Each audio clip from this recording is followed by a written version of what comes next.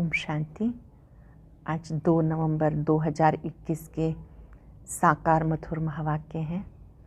आप सब ने अपने बहुत अच्छे चार्ट भेजे हैं। जिन्होंने भी चार्ट भेजे हैं उन्हें बहुत बहुत हार्दिक शुभकामनाएं। बाबा की ओर से बहुत सारी ब्लेसिंग्स। अपने चार्ट को अच्छा बनाने के लिए प्रतिदिन हमें बाबा को पत्र लिखना है और अपना पूरा सच्चा समाचार बाबा को देना है।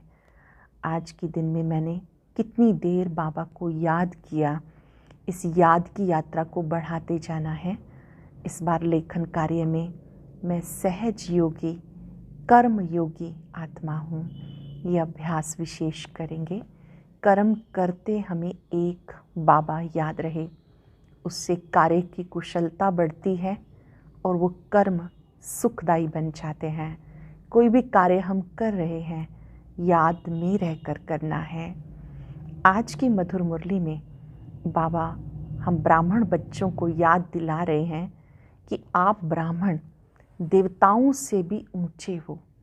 आप ब्राह्मण चोटी हो, देवताओं से भी उत्तम हो।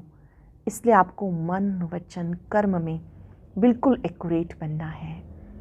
इस समय हम ब्राह्मण बने हैं। शिव बाबा हमें पढ़ाते हैं ब्रह्मा के द्वारा। जो वैसे ब्राह्मण होते वो अपनी जाति को कभी भूलते नहीं। यहाँ भी आप बच्चों को ये नशा रहना चाहिए कि हम पक्के ब्राह्मण हैं, फिर हमें देवता बनना है। बाबा पूछ रहे हैं, कोई भी अपनी जाति को नहीं भूलता, आप शूद्रों के संग में जाकर क्यों भूल जाते हो? ब्राह्मणों का पिता शिव बाबा भी है और ब्रह्मा बाबा भी है। ये अलौकिक पिता है जिसे दुनिया में कोई नहीं जानते। पारलौकिक बाप को सब पुकारते हैं, शिव बाबा को सब पुकारते हैं, लेकिन उन्होंने जिनके माध्यम से ज्ञान दिया ये अलौकिक ब्रह्मा बाबा हैं। शिव बाबा ब्रह्मा के द्वारा हमें राजयोग सिखाते हैं। याद करना सहज है, योग अक्षर में कंफ्यूज हो जाते हैं। बाबा ने कहा ये तो एक परिवार है, आपको ज़्यादा से ज़्यादा बाबा को याद करना है। याद करेंगे तो विकर्मों से बचे रहेंगे। जब याद भूल जाते हैं तो माया की चमाट लग जाती है। कोई भी हमसे विकर्म ना हो, माया चमाट ना मार दे, उसके लिए याद का पुरुषार्थ करना है। हाथों से कर्म करते बहुत प्यार से दिल से बाबा को याद करना है। हाथ काटे दिल यार्डे। इस याद की यात्रा में कोई बच्चे बहुत अच्छे हैं, कोई कमज़ोर हैं। कई ब्राह्मणों को चलते चलते माया जाती है। ये नया झाड़ है। माया के तूफान तो आएंगे, लेकिन माया के तूफानों से डरना नहीं। इस नए झाड़ को तूफान लगना स्वाभाविक बात है। जब याद करेंगे बाबा को तो तूफानों में भी स्थिर रहेंगे। बाबा ने कहा कि तुम बच्चे ही जानते हो कि शिव बाबा और ब्रह्मा बाबा ये दोनों हमारे पिता हैं। कैसे निराकार शिव बाबा ने ब्रह्मा तन से ज्ञान दिया। कभी शिव बाबा भी समझाते हैं तो कभी ब्रह्मा बाबा भी समझाते हैं। रिस्पेक्ट हमें ब्रह्मा बाबा का भी रखना है और याद शिव बाबा को करना है। स्लोगन में बहुत सुंदर बात बाबा समझा रहे हैं कि अपनी स्थिति को इतना हार्ड बना दो कि माया आपकी स्थिति को या परिस्थिति आपकी स्थिति को हिला ना सके। अर्थात मन से बहुत मजबूत बनना है। आज चलते फिरते भी याद का अभ्यास बढ़ाएंगे। मैं कर्म योगी आत्मा हूँ। मैं कर्म करते भी एक शिव बाबा की याद में रहूँ और कोई भी आकर्षण मुझे अपनी ओर खींच ना सके। अब सुनते हैं मुरली विस्तार से। कहते मीठे बच्चे, तुम्हें मनसा वाचा कर्मणा एक्यूरेट बनना है, क्योंकि तुम देवताओं से भी ऊंच ब्राह्मण चोटी हो।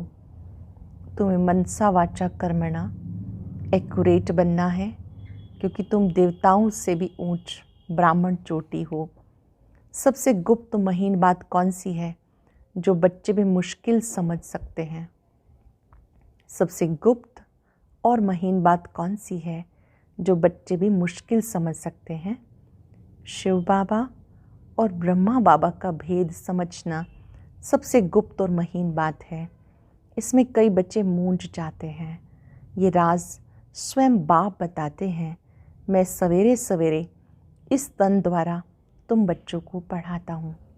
सवेरे सवेरे तुम बच्चों को ब्रह्मा तन से पढ़ाता हूँ। बाकी ऐसे नहीं कि मैं कोई सारा दिन इस पे सवारी करता हूँ। ओम शांति। रूहानी बाप रूहानी बच्चों को समझाते हैं। रूहानी बच्चे आत्माएं निराकार शिव बाबा आत्माओं को समझाते हैं। बच्चे कौन हैं? ब्राह्मण। ये कभी भूलो मत कि हम ब्राह्मण हैं, देवता बनने वाले हैं। वर्णों को भी याद करना होता है। यहाँ तुम आपस में ब्राह्मण ही ब्राह्मण हो। ब्राह्मणों को बेहद का बाप पढ़ाते हैं। ये ब्रह्मा नहीं पढ़ाते, शिव बाबा पढ़ाते हैं। ब्रह्मा द्वारा ब्राह्मणों को ही पढ़ाते हैं। शूद्र से ब्राह्मण बनने बिना देवता बन नहीं सकते। शूद्र से पहले ब्राह्मण बनना होगा, तब देवता बनेंगे। वर्षा तो शिव बाबा से मिलता है। शिव बाबा सभी का बाप है। इस ब्रह्मा को ग्रैंडफादर कहा जाता। लौकिक बाप तो सबको होते ही हैं, पारलौकिक बाप को भक्ति मार्ग में याद करते हैं। अब तुम बच्चे समझते हो ये अलौकिक बाप है जिसको कोई भी नहीं जानते हैं। भले ब्रह्मा का मंदिर है, यहाँ भी प्रजापिता आदि देव का मंदिर है।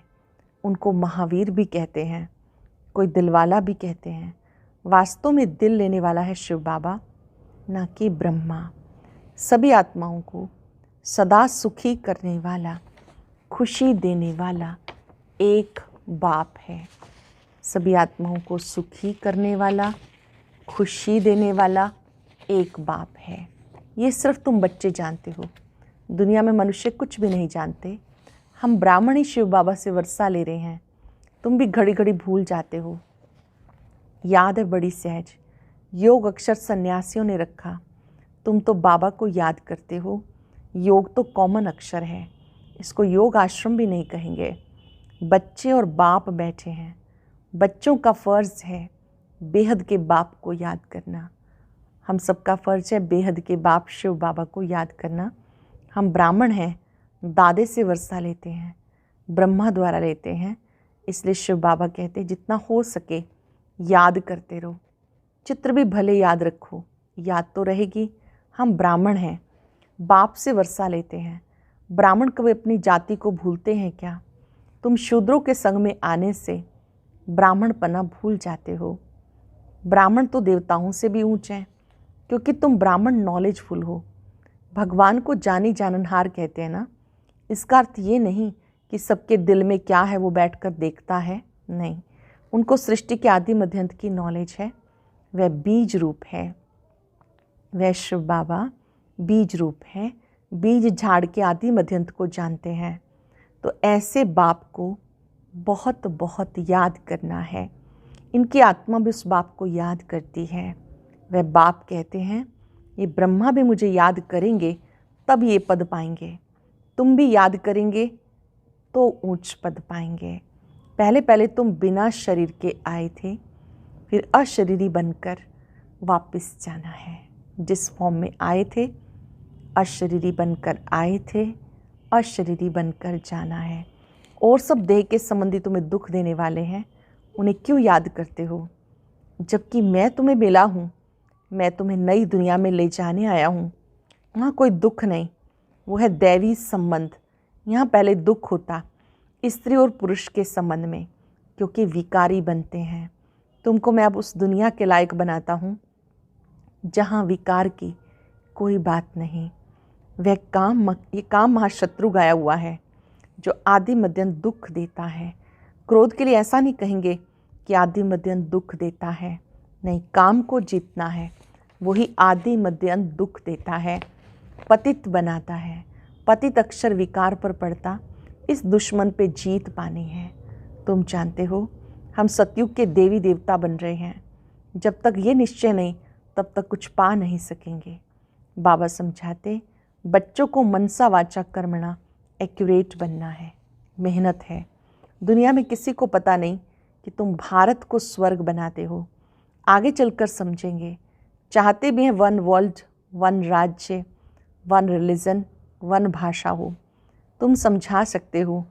आज से 5,000 वर्ष पहले एक राज्य, एक धर्म था, जिसको स्वर्ग कहा जाता है।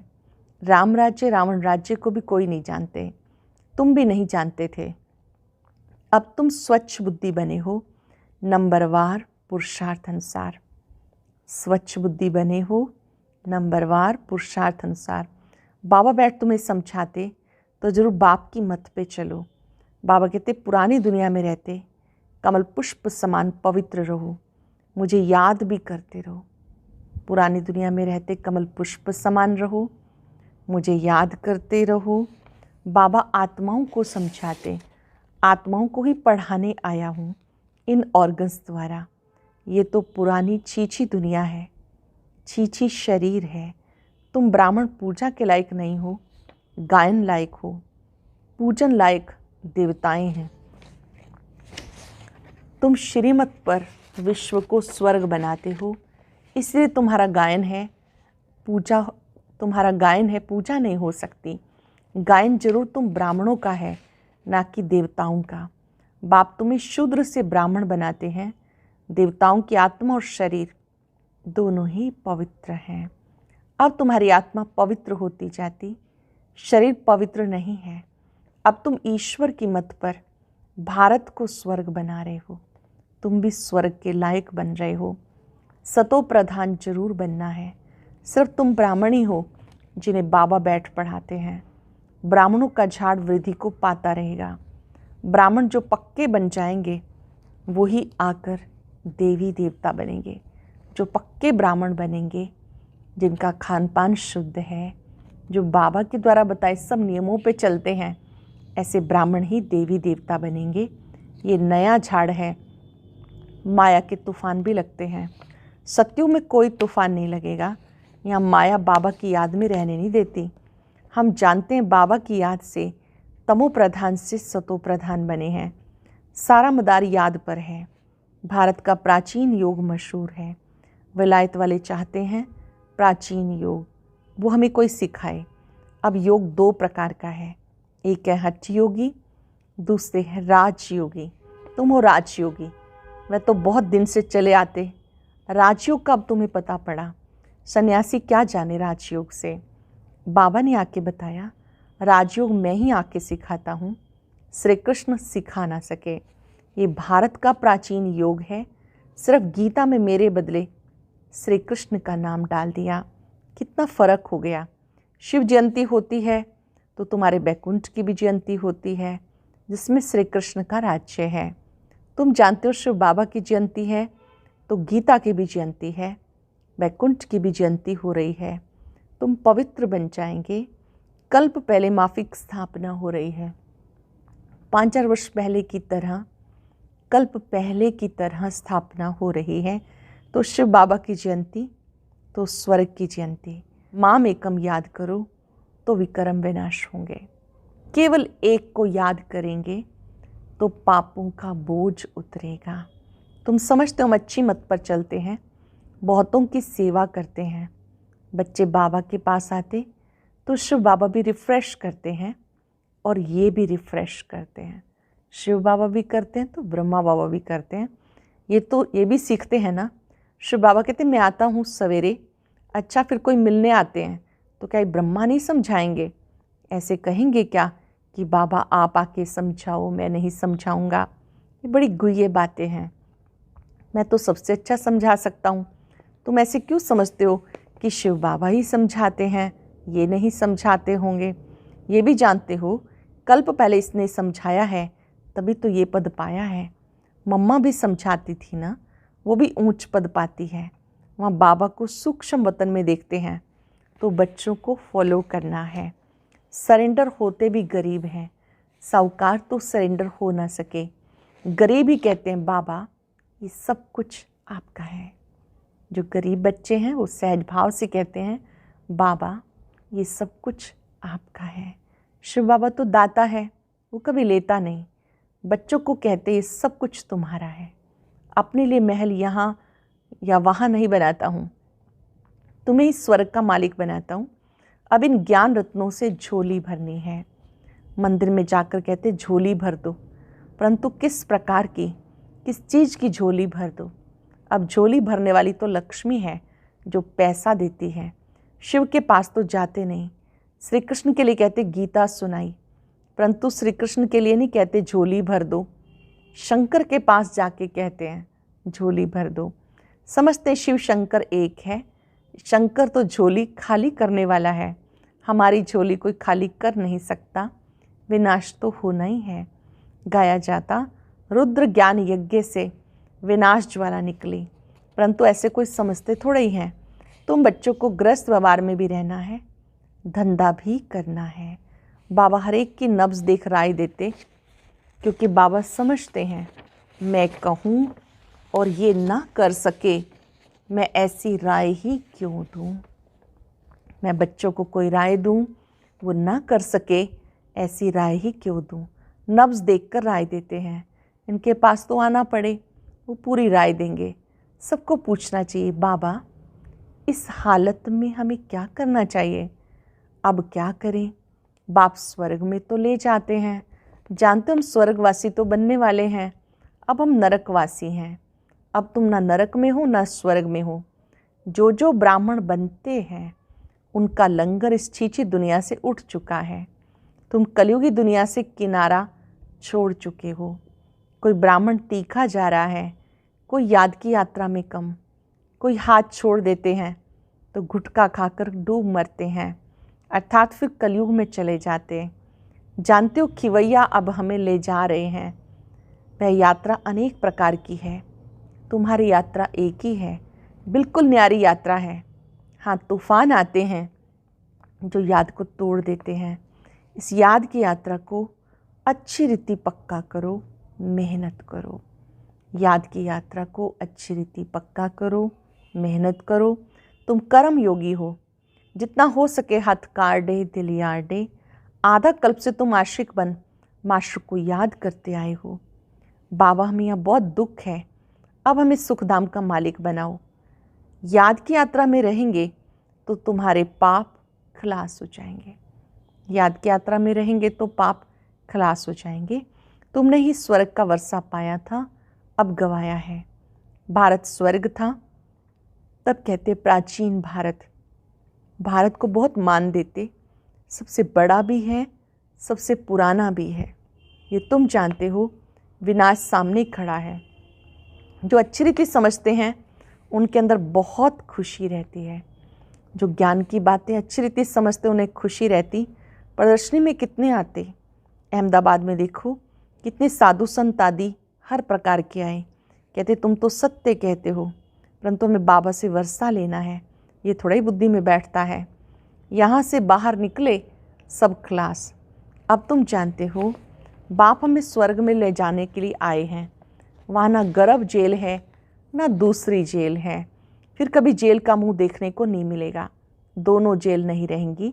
यहाँ ये सब है माया का पंप। आजकल हर बात क्विक होती है, मौत भी क्विक होता है।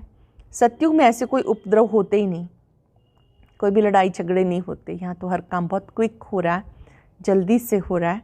मौत भी बहुत क्विक होता है। यहाँ मौत भी जल्दी तो दुख भी बहुत होंगे। सब क्लास हो जाएंगे, सारी धरती नई हो जाएगी। सत्युग में देवी देवताओं की राजधानी थी, सो जरूर फिर होगी। आगे चल देखना क्या होता है, बहुत भयंकर सीन है। तुम बच्चों ने साक्षात्कार किया। बच्चों के लिए मुख्य है याद की यात्रा, ये है चढ़ती कला की यात्रा। मुख्य है याद की यात्रा, ये चढ़ती कला की यात्रा है। अच्छा, मीठे मीठे सिक्के लदे बच्चों प्रति माता पिता बाप दादा का याद प्यार, गुड मॉर्निंग। रूहानी बाप की रूहानी बच्चों को नमस्ते। रूहानी बच्चों की रूहानी बाप दादा को नमस्ते, गुड मॉर्निंग। शुक्रिया बाबा, शुक्रिया। आज के मुरली की मुख्य बातें, धारणा के लिए सार। सदा इस स्मृति में रहना है, हम ब्राह्मण हैं। हम ब्राह्मणों को ही भगवान पढ़ाते हैं। हम अभी ब्राह्मण से देवता बन रहे हैं। ज्ञान रत्नों से अपनी झोली भरकर दान करना है। इस कलयुगी पतित दुनिया का किनारा छोड़ देना है। कलयुगी पतित दुनिया का किनारा छोड़ देना है। माया के तूफानों से डरना नहीं है। माया के कितने भी तूफान आए, डरना नहीं है। आज का वरदान, पावरफुल स्थिति द्वारा रचना की सर्व आकर्षण से दूर रहने वाले मास्टर रचयिता भव। पावरफुल स्थिति द्वारा रचना की सर्व आकर्षण से दूर रहने वाले मास्टर रचयिता भव। जब मास्टर रचयिता, मास्टर नॉलेजफुल की पावरफुल स्थिति व नशे में स्थित रहेंगे, तब रचना की सब आकर्षण से परे रह सकेंगे, क्योंकि अभी रचना और भी भिन्न भिन्न रंग ढंग रूप रचेगी। इसलिए अब बचपन की भूलें, अलबेलेपन की भूलें, आलस्य की भूलें, बेपरवाही की भूलें जो हो रही हैं, उन्हें भूलकर पावरफुल शक्ति स्वरूप, शस्त्रधारी स्वरूप, सदा जागती ज्योत स्वरूप को प्रत्यक्ष करो। तब कहेंगे मास्टर रचयिता, अब अपने असली स्वरूप को प्रकट करो। जो भी बचपन की भूलें हैं, अलबेलेपन की भूलें हैं, आलस्य की भूलें हैं, बेपरवाही की भूलें हैं, इन्हें भूलकर पावरफुल शक्ति स्वरूप, शस्त्रधारी स्वरूप, सदा जागती ज्योत स्वरूप को प्रत्यक्ष करो। तब कहेंगे मास्टर रचयिता। स्लोगन है, मन की स्थिति में ऐसे हार्ड बनो जो कोई भी परिस्थिति पिघला ना दे। मन की स्थिति इतनी उत्तम बना लो कि कोई भी परिस्थिति पिघला ना सके। आज चलते फिरते शिव बाबा को याद करते याद करेंगे, मैं मास्टर रचयिता हूँ। ओम शांति। आज की अव्यक्त मुरली जरूर सुने। उसके लिए ऊपर दिए गए बॉक्स को टच करें।